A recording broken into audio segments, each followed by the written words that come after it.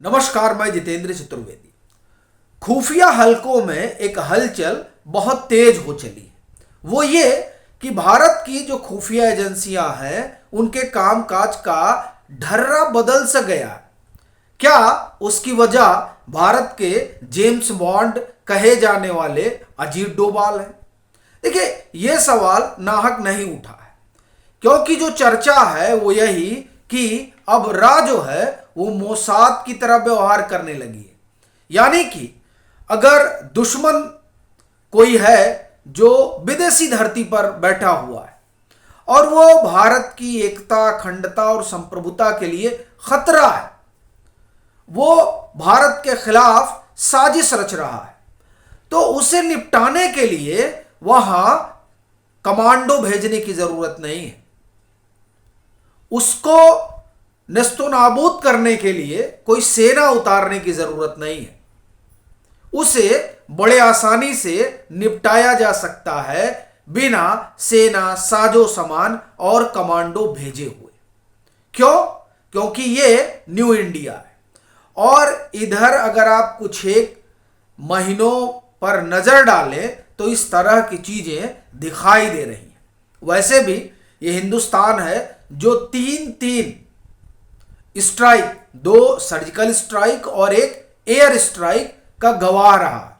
वैसे अभी खबर यह भी थी कि पीछे संभवतः दैनिक जागरण ने ये जो है ब्रेक किया था खबर कि एक और सर्जिकल स्ट्राइक भारत ने की है। हालांकि उस सर्जिकल स्ट्राइक को लेकर कई जो शांति दूत हैं उनके अंदर खलबली मच गई थी और वो दरअसल उस खबर को ही फेक करने पर आमादा थे। उन्हें अच्छा नहीं लग रहा था, वो मानने को तैयारी नहीं है कि भाजपा भी सर्जिकल स्ट्राइक कर सकती है। तो अगर उसको भी जोड़ें तो 3 सर्जिकल स्ट्राइक और एक एयर स्ट्राइक। सर्जिकल स्ट्राइक 3 इसलिए कह रहा हूं क्योंकि इससे पहले पहला जो सर्जिकल स्ट्राइक हुआ था वो म्यांमार में हुआ था, और दूसरा वो आपको ध्यान है कि पठानकोट के बाद हुआ, और फिर अभी जो जागरण की खबर है उसको आप लें तो 3 सर्जिकल स्ट्राइक हो गए, और एयर स्ट्राइक जो हुआ था वो पुलवामा के बाद बालाकोट। तो इस तरीके से अगर आप देखें तो भारत के कामकाज का तरीका तो बदला है, और न सिर्फ सुरक्षा बल्कि खुफिया एजेंसियों के भी कामकाज का तरीका बदल गया है। अभी देखिए, ये जो निज्जर है, निज्जर को लेकर कनाडा फूट फूट कर रो रहा था। पता चला कि निज्जर उनका जो अपना खुफिया तंत्र है उस खुफिया तंत्र का हिस्सा था। वैसे भी यह खबर तो अब आ ही चुकी है कि ये जो कनाडा है, कनाडा में जो नीचे के स्तर पर इनके एजेंट हैं, खुफिया एजेंट, वो सब खालिस्तानी हैं। तो जाहिर तौर पर वो वही रिपोर्ट बना कर देंगे कि ये जो निज्जर है, निज्जर को निपटाने में भारत की भूमिका रही। सरकार तो कह नहीं रही है, लेकिन ये ठीक है कि ये दहशत में मरे जा रहे हैं कि भारत ने ही निपटा दिया। और वैसे भी पीछे जिस तरह से खालिस्तानियों को, फिर वो चाहे यूनाइटेड किंगडम रहा हो या कनाडा रहा हो या फिर पाकिस्तान, जैसे इनको आप ये कहें कि जमीदोज किया गया, उसके बाद से तो ये लोग परेशान हो ही गए हैं, डर भी गए हैं। और अभी जो एक मामला है जिसने तो पाकिस्तान की भी नींद उड़ा रखी है, और पाकिस्तान से आप क्या कहें, पाकिस्तान आईएसआई की नींद उड़ी हुई है। क्योंकि आईएसआई तो अपने आप को खुफिया जगत का सरताज मानते हैं, उनको लगता है कि सीआईए के बाद वही हैं। अब उनकी नाक के नीचे से हाफिज सईद का लड़का गायब हो जाता है, और गायब वो नहीं हो जाता, चर्चा तो ये भी है कि उसको ठोक दिया गया। अब किसने ठोक दिया, कौन जिम्मेदार, कोई जिम्मेदारी भी नहीं ले रहा है। अब ये क्या कहेंगे आईएसआई वाले, वो जैसे कनाडा वाला रो रहा है कि साहब ये तो भारत ने कर दिया, ये तो भारत ने कर दिया। पहली चीज तो शर्म आनी चाहिए कि ये तुम्हारी जो है सुरक्षा व्यवस्था है, चाक चौबंद व्यवस्था है, कि तुम्हारे यहाँ घुस कर कोई कूट कर चला जा रहा है और तुमको पता ही नहीं चल रहा है। तो कनाडा तो रोने गाने लगा। हालांकि अभी मुझे लग रहा है कल संभवतः कनाडा के जो पीएम है उनका स्टेटमेंट आया था कि नहीं, भारत से संबंधों को ठीक रखना बड़ा ज़रूरी है, और ज़रूरी यही है, उनकी मजबूरी है।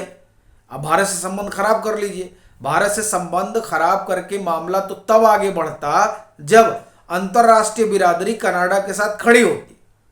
लेकिन अंतर्राष्ट्रीय बिरादरी तो समझ गई कि एक तरफ पाकिस्तान और एक तरफ कनाडा, इन दोनों की स्थिति एक ही तरह है, ये आतंकवाद को ही पाल पोस रहे हैं। तो अब जो जो अपने देश को आतंकवाद की आरामगाह बनाने में तुले हुए हैं, उनके साथ अंतर्राष्ट्रीय बिरादरी क्यों खड़ी रहेगी?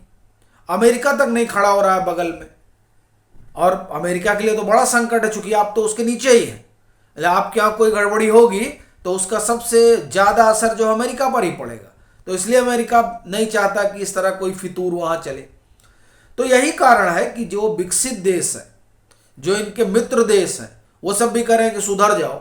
और ये दबाव ही है कि कनाडा के प्रधानमंत्री को ये कहना पड़ रहा है कि नहीं, भारत से संबंध तो हमारे अच्छे रहे हैं और इसको और ठीक करना है।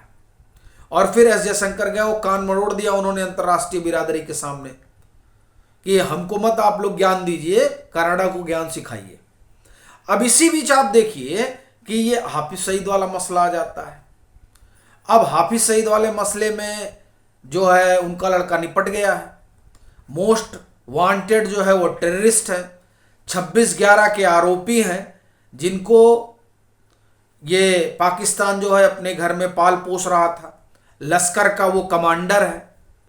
वे पाल पोस क्या रहा था यार, खिला पिला रहे थे, बढ़ा रहे थे कि बाद के दिनों में भारत के खिलाफ जो है इसका प्रयोग किया जाएगा। लेकिन जिस तरह से कुटाई चल रही है, उस कुटाई ने आईएसआई का भी होश उड़ा दिया है।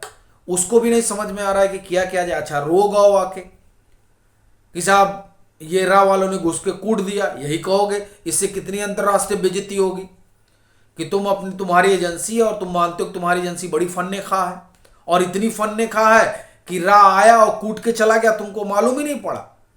और ये जो हाफिज सईद है, ये तो बड़ा भारी जो है आतंकवादी है, और इसको तो इन लोगों ने बाकायदे पनाह दे रखी है। मतलब सारा चीज उसका वही सब करते रहते हैं। और यहां तक भी कहा जाता है कि उसकी पूरी सुरक्षा ही जो है वो आईएसआई के पास है। तो जिसकी सुरक्षा आईएसआई के पास है, उसके नाक के नीचे से, यानी यहां तो ये हुआ कि आईएसआई की नाक के नीचे से उसके लड़के का अपहरण कर लिया जाता है, और फिर उसको 2 दिन बल भर कूटा जाता है।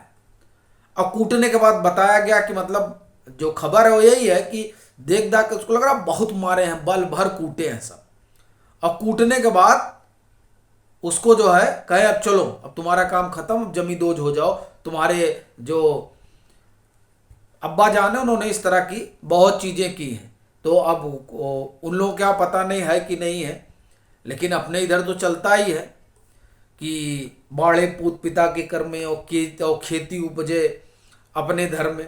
तो अब जैसा बोया था हाफिज सईद ने, वैसा कट रहा है। तो आप देखिए कि किस तरह की परिस्थिति हो गई है और किस तरह का कामकाज जो है रा कर रही है। और भाई देखिए, वो तो इसका कोई श्रेय ले नहीं रहे और वो लेंगे भी नहीं। वो कभी भी रा इस तरह की चीजों के लिए, कोई भी एजेंसी इस तरह का जो भी घटनाक्रम होता है वो कभी इसकी जिम्मेदारी लेते नहीं है। लेकिन एक बात तो तय माना जा रहा है, और वो तमाम जो इस बिरादरी के लोग हैं, रा आईबी से जुड़े हुए लोग, वो ये मानते हैं कि अजीत डोभाल उन लोगों में से नहीं है जो विदेशी धरती पर तिरंगे का अपमान हो और वो चुपचाप सहें। वो खामोश रहने वालों में नहीं। तो अगर अब इस तरह की बात हो रही है और ऐसा वो लोग कह रहे हैं जो लोग इस तरह की संस्थाओं से जुड़े रहे हैं, तो जाहिर से इससे तो एक बात तो संकेत मिलता ही है कि चीजें जो है वो ठीक से हो रही हैं। और वो तमाम लोग जो भारत के खिलाफ षड्यंत्र करने के लिए जाने जाते हैं, उन्हें करीने से निपटाया जा रहा है। और इस निपटाए जाने के बाद अब बाप बाप चिल्ला रहे हैं, लेकिन कुछ बोल नहीं पा रहे हैं। भीतर चिल्लाए जितना चिल्लाना हो, बाहर आकर बोल लेंगे तो बड़ी बेइज्जती हो जाएगी, क्योंकि तब तो सारी वो फन्ने गिरिए निकल जाएगी कि का भाई बता रहे थे कि आप ही की एजेंसी है। अब तो एक चीज तो अब साफ दिखाई दे रहा है कि अभी बेटा निपटा है, फिर बाप निपटेगा, अब न मालूम कौन निपटा रहा है। अब ये जो नए अवतार में राय है वो निपटा रही है, या फिर कोई और ही निपटाने में लगा हुआ है। अब ये तो वही लोग जाने, लेकिन जिस तरीके से नरेंद्र मोदी की अगुवाई में एजेंसियों का ढर्रा बदला है वो एक सुखद संकेत तो जरूर है।